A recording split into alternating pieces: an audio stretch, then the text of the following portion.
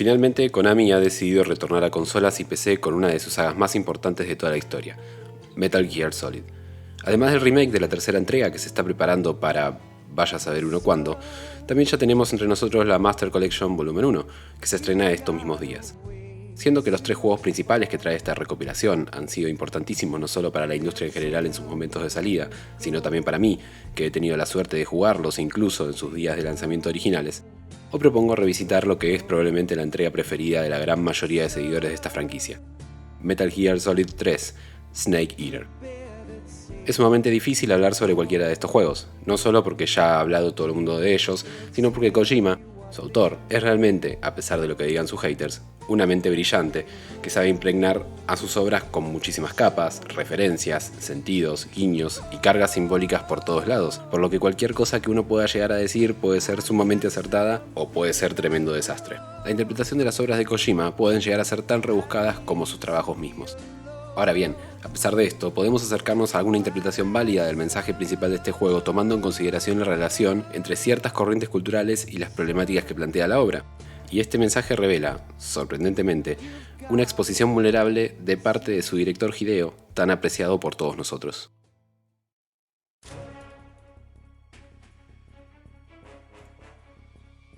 Uno de los temas que más rápido salen a la luz a pocos minutos de juego es la cuestión del nacionalismo y el patriotismo. Tomando las 2 entregas anteriores, Metal Gear Solid 1 y Sons of Liberty, este era un tópico más bien secundario en comparación con otros temas mucho más resaltados.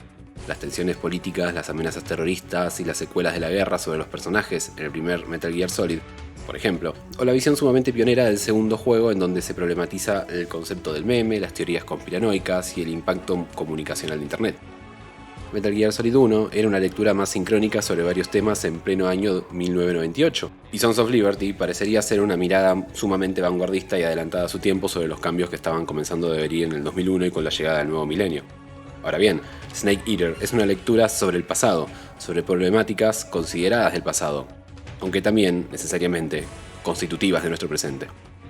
El hecho de que comienza a problematizar la cuestión sobre el nacionalismo y el patriotismo con un nivel de tensión mayor a otros temas en este juego es la supuesta y temprana deserción de The Boss a los Estados Unidos y su ayuda al coronel Volgin.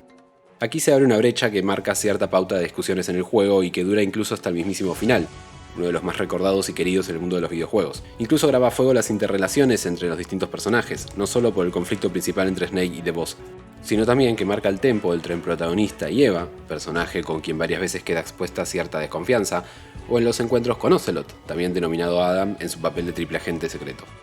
La relación entre la autenticidad y la fidelidad a cierto grupo y país aquí tiene un rol fundamental, sin contar que la premisa en general se mueve a fuerza de disputas geopolíticas entre Estados Unidos y la Unión Soviética en el medio de la Guerra Fría. El contexto de la Guerra Fría es especialmente oportuno para este tema porque la fidelidad a un bando u otro conllevaba automáticamente el desprestigio hacia el contrario y una serie de valoraciones intrínsecas que se le asignaba a los demás sujetos, de acuerdo a la bandera a la que respondían identitariamente.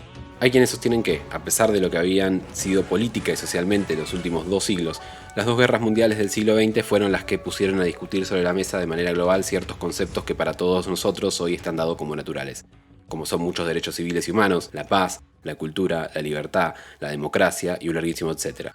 Así como también fue la Guerra Fría el fenómeno que terminó de definir y establecer estas problemáticas a un nivel incluso más profundo. En el medio de todo este gran periodo de tiempo, terminó de concretarse a nivel mundial también un proceso que había comenzado siglos atrás, siempre de la mano de la Iglesia Católica y distintos sectores económicos de poder, alcanzando ahora cada recoveco y comunidad de todo el planeta. La cuestión del Estado-Nación y la naturalización definitiva del nacionalismo. Benedict Anderson, notable sociólogo irlandés, da una de las definiciones más importantes y aceptadas de lo que es la nación, una comunidad política imaginada como inherentemente limitada y soberana. Dirá que es imaginada porque jamás todos sus miembros se llegarán a conocer ni estar de acuerdo entre todos ellos, pero que cada uno vive la imagen de su comunión. Es limitada en cuanto todas tienen sus fronteras, aunque sean elásticas, que demarcan sus límites. Sería soberana porque las naciones sueñan con ser conceptualmente libres en el reino de Dios, a causa de cómo han nacido estas, es decir, del proceso en el que la Ilustración destruía la legitimidad del reino dinástico jerárquico y tomaba las riendas del poder divino soberano. Y finalmente, como elemento clave para entender el nacionalismo, se define primero y antes que nada como comunidad, porque independientemente de la desigualdad y explotación que pueda prevalecer en cada caso, la nación se concibe siempre como un compañerismo profundo y horizontal. Anderson agrega algo esencial a todo este tema, y es que esta fraternidad es lo que permite que en tantas millones de personas maten y estén dispuestas a morir por imaginaciones tan limitadas, que sea utilizada como una herramienta y un dispositivo de poder. Teniendo esto en claro, podemos retomar la tercera entrega de la saga de Kojima. Aquí vemos que los valores depositados en la cuestión nacionalista, la fidelidad, la fraternidad y autenticidad, tan en boga incluso hoy en día, quedan al descubierto al plantearse una serie de supuestas traiciones y constantes giros argumentales como la antes mencionada situación de The Boss, la revelación sobre los filósofos, la verdadera identidad de Eva, el fundamentalismo de Volgin, o el misterio constante que cubre a la figura de Ocelot. La situación en la que se ven inmersos varios de los personajes, especialmente Snake, deja en evidencia tensiones causadas por sentimientos de origen nacionalistas. Así también, por ejemplo, Eva le revela finalmente a Snake su identidad como agente china por obligación moral, por lo que ella sentía por él, ya que no tenía ninguna obligación para hacerlo. Su obligación en tanto agente secreto de determinado grupo o país queda por un momento suspendido para poder lidiar con sus propios sentimientos.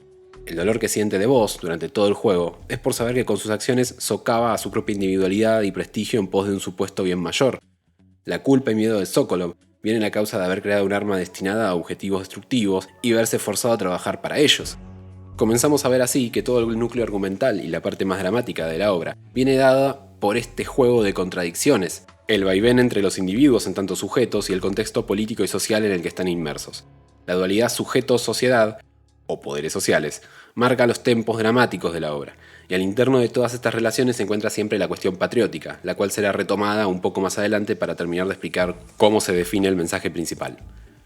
Si bien este juego de dualidades no es exclusivo de esta entrega, siendo que las anteriores dos ya contaban con esta particularización de los sujetos como individuos frente a un contexto social o político que los sobrepasaba y definía en muchos aspectos, esta característica no define a toda la obra por sí sola. A pesar de que muchos han querido interpretar o discutir sobre posibles metáforas de simples dualidades entre determinismo y libre albedrío, si no se contextualiza ni complementa esta característica junto a los otros elementos del juego, es muy difícil interpretarla en su total determinación. Y en relación con esto encontramos que Snake Eater va construyendo capas y estratos uno sobre otro hasta tapar el verdadero sentido de su mensaje final. Su verdadera conformación de sentido sigue los pasos de lo que, en su momento, ha dejado una marca imborrable en la literatura y la ficción japonesa, el Shinsengumi, o también llamado naturalismo japonés. Pero no queda solo allí, ya que como bien sabemos, Kojima es un admirador de Occidente y aquí además ha querido tender un puente muy claro con esta otra parte del mundo.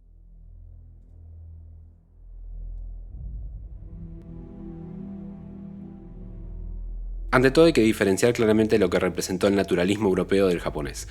Mientras el europeo surgió como reacción un poco harta contra el énfasis exagerado que el romanticismo había puesto en el individuo, poniendo el foco sobre la naturaleza contemplada por las ciencias naturales exactas, especialmente la medicina y la genética, el naturalismo japonés de la época, finales del siglo XIX y principios del siglo XX, estaba muy lejos de ello. El mismo se planteó como un paso más y como la base para lo que sería más tarde el realismo japonés y del que salieron multitud de autores galardonados y reconocidos en todo el mundo, con obras maravillosas y excepcionales, y cuya influencia se sigue viendo aún hoy en día, incluso en Occidente. Ahora bien, las características de este movimiento naturalista japonés eran las de ser obras intimistas, con fuerte impronta autobiográfica, en cuanto a significados y metáforas de las obras, con el foco puesto en las circunstancias y estresores de la vida de los personajes. Estamos hablando, así, de obras de corte personalista, con el yo puesto en el centro de la escena, pero no es cualquier yo, o por lo menos no como las corrientes occidentales nos acostumbraron a verlo.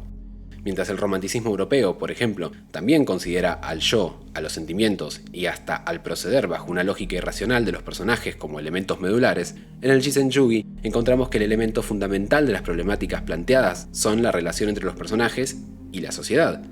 Hay un compromiso social necesario en estas obras.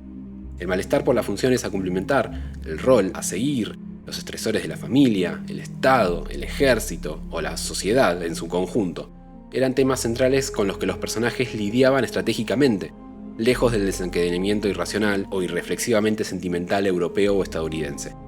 Por eso este movimiento es considerado a la vez una confesión personal y una crítica social, porque no era simple teatralidad o ponencia sentimental, sino que el factor de descontento social y en relación a las condiciones a los que los sujetos son arrojados era fundamental. Los autores del Shinsengumi solían esconder relatos, sentimientos, significados o vivencias propias en metáforas a través de sus personajes. Y aquí es donde nos acercamos vertiginosamente al verdadero núcleo de Snake Eater. Kojima ha declarado varias veces que, a pesar de vivir y trabajar en Japón, era muy crítico de su país y ciertas vivencias desde chico lo habían llevado a desapegarse de los productos nacionales y refugiarse en producciones y sobre todo películas occidentales. Desarrolló un amor y pasión por ese cine, y la forma occidental de ver y representar el mundo a través de las películas. Toda aquella teatralidad, todas esas formas occidentales son más que evidentes en la saga Metal Gear Solid, desde el mismo comienzo inclusive. Las influencias de todo este cine de acción y espionaje en sus videojuegos han sido incluso explícitas por el mismo Kojima. Esto no quita que no haya cientos de miles de influencias y referencias a producciones japonesas de parte de este autor, las cuales son mucho más que evidentes para quien esté familiarizado con las mismas. El sentido del humor, los plot twists, muchos de los argumentos que toca y las formas de guionizar y desarrollar a los personajes, por ejemplo, son muy típicas de los autores japoneses. Ahora bien, la particularidad de Snake Eater viene dada por la verdadera crítica subyacente y malestar presentado aquí. Como bien expresó tantas veces el mismo director, este juego trata sobre la supervivencia, tanto en un plano superficial, pero también en un plano social. Mientras sobrevivir literalmente en el medio de la selva corresponde a un sentido más adecuado a una lógica occidental, el argumento trata con problemáticas y contradicciones en los personajes que los llevan a tener que terminar tomando decisiones grises para sobrevivir socialmente. Aquellos personajes que se mantienen constantes en contra de los límites impuestos gubernamentalmente, es decir, en relación al plano social, no logran sobrevivir en este juego. Aquellos que utilizan estratégicamente sus identidades, sus decisiones o sus procederes, hablando cuando corresponde y callando cuando es necesario, logran llegar a ver el final de la obra. Aquí se encuentra también Snake, quien incluso asesina a The Boss en contra de su voluntad, pero por el cumplimiento de su misión. Cumplir con ella, cumplir con lo esperado por el sentimiento nacionalista, cumplir con el sector de poder gubernamental que le ha dado aquellas órdenes específicas, es también parte de su búsqueda por sobrevivir. Sobrevivir socialmente, en relación con el Estado-Nación, requiere negociar y ceder, incluso dejar de lado la individualidad cuando así se dispone. Ese es el dolor que radica en la crítica depositada aquí por Kojima. No todo es blanco o negro, no todo es exposición dramática y reivindicación del yo frente al mundo y la sociedad. La realidad es muy distinta. La realidad requiere tomar decisiones en contra de nuestra voluntad para poder sobrevivir.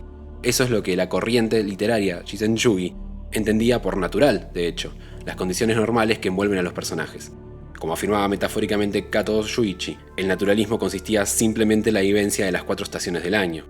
El malestar de estas condiciones que exceden al sujeto da forma al grito silencioso de dolor por parte de su director que conforma esta obra, expresándose a través de sus personajes. Por otro lado, la única que no termina de entrar en ninguna categoría aquí es, precisamente, la estrella de la obra y tal vez la más recordada, The Boss. Ella muere siendo fiel a sus propios principios, a su patriotismo, utiliza estratégicamente sus interrelaciones e identidad, pero al mismo tiempo muere como una mártir. El patriotismo, como bien resalta Theodor Adorno, es un valor de doble filo. Mientras representa una adhesión ciega hacia determinadas convenciones culturales y un conformismo acrítico con formas sociales dominantes y el rechazo a las otras naciones, también puede conformar un sentimiento de empatía y tolerancia hacia otras culturas que comparten el mismo sentimiento nacionalista de grupo. En estos claroscuros se mueven figuras como la del personaje de The Boss y los demás personajes principales de este juego. Son tanto militares, defensores y hasta extremistas de sus propias banderas, pero algunos también logran llegar a ser tolerantes y empáticos. The Boss cumple casi con ambos polos. Muere por patriotismo y a la vez desempeña un papel de empatía por varios bandos en su rol de doble agente, pero siempre por un bien mayor, el cual no solo es cumplir con la misión que le han encomendado, sino también ser un ejemplo para su alumno, para Snake. Por ello es que el patriotismo y el nacionalismo aquí sigue siendo solo un estrato intermedio más, previo al corazón simbólico de la obra, marcada superficialmente por temas y dicotomías epistemológicas, propias de producciones occidentales, pero con un problema principal que remite a una moraleja escondida propia de las obras japonesas: la relación, el deber, las obligaciones morales y éticas, y el respeto por sobre todas las cosas, entre el maestro y el alumno. Así encontramos un puente perfecto entre forma occidental y el sentido japonés. El naturalismo occidental otorga la forma, el contexto, la ambientación. El juego se desenvuelve en una selva y una tundra, en un ambiente salvaje, con escenas y dinámicas propias del cine de acción. A la forma occidental le corresponde el objetivo de sobrevivir físicamente. En tanto que el mensaje del juego, el núcleo argumental desenvuelto a partir de las problemáticas de los personajes, sus decisiones y acontecimientos, dan lugar a dicotomías y críticas dirigidas a valores y juicios sociales. Al contenido nipón le corresponde el objetivo de sobrevivir socialmente.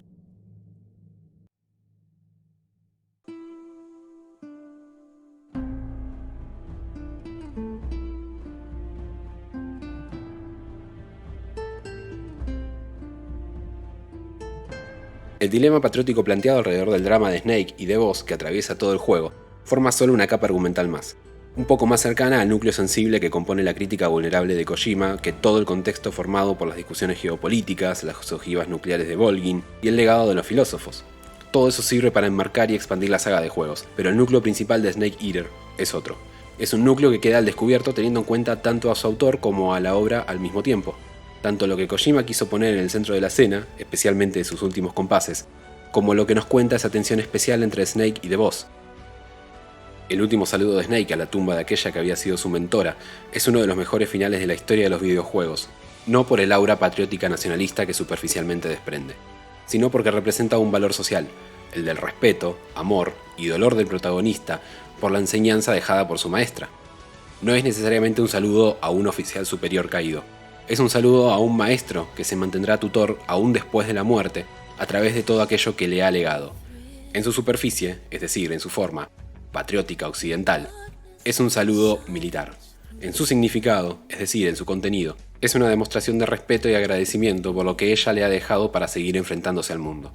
Por eso esta escena está directamente relacionada con aquella en la que Snake recibe los honores por parte del presidente estadounidense, porque su supervivencia, física y social, se la debe por entero al ejemplo que le ha dado The Boss. Igual que en los libros El Caminante de Soseki, El Precepto Roto de Shimasaki Tozon o La Familia Abe de Ogai Mori, en los que el estilo y la forma se asemejaban a corrientes occidentales, pero contenían valores y mensajes profunda e inseparablemente críticos de su contexto social nipón, en Snake Eater encontramos miles de referencias al cine y literatura occidental, pero con un núcleo argumental sumamente ligado a valores y críticas propias del estilo japonés.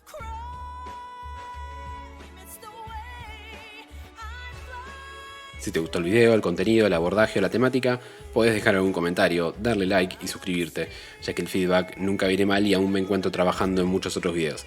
Muchas gracias por llegar hasta acá y adiós.